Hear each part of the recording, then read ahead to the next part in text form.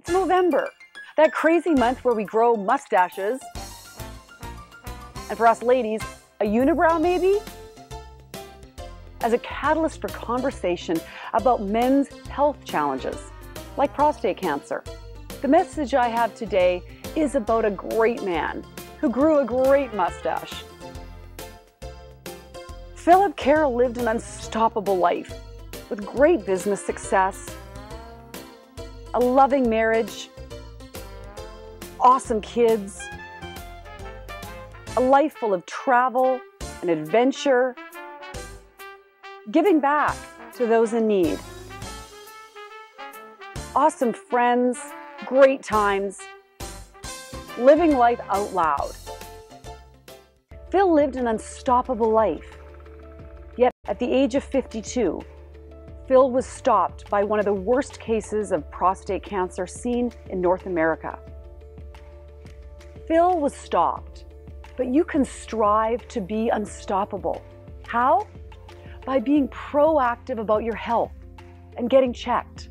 I don't want you to have a panic attack. I just want you to have a plan of attack. A year ago, in Movember, I went up to Canada to visit my son who plays WHL hockey for the Victoria Royals. I went there to cheer him on and to also bring him home to see his father, which ended up being the last time he saw him alive. And when I was there, one of his coaches came up to me and said he was sorry to hear how poorly my husband was doing and that he understood he was actually fighting for his life. And could he ask, what does he have? I said, prostate cancer. He looked at me, prostate cancer? Wow, I thought everyone survived prostate cancer. Isn't that the cancer that you want to get if you had to pick a cancer? I said, yes, if you're proactive about your health and go in for checkups and watch your PSA, then you can be one of the 97% of men who survive this horrible disease. But Phil wasn't that lucky. He ignored symptoms. He never went to the doctor. He bragged about never going to the doctor. And so when he was diagnosed, he was late stage and was already fighting for his life. By the way, how old are you? 48. You do get checked regularly and go for physicals and watch your PSA, don't you? Oh gosh, no, are you kidding? I'm on the ice with the boys. I'm in great shape. I don't drink, I don't smoke, I eat organic. Oh, and I hate the doctor, and I certainly don't need a doctor to be going there, if you know what I mean. I started breathing heavy. I don't know what came over me. The tears started coming. My eyes got all beady. I started spitting and pointing, and I just took a strip off this poor coach. I said, you go in and you get checked. And if you don't do it for yourself, you do it for your wife. And you do it for your kids. So that one day maybe you can walk your daughter down the aisle. Or maybe you can keep watching your son play in the WHL.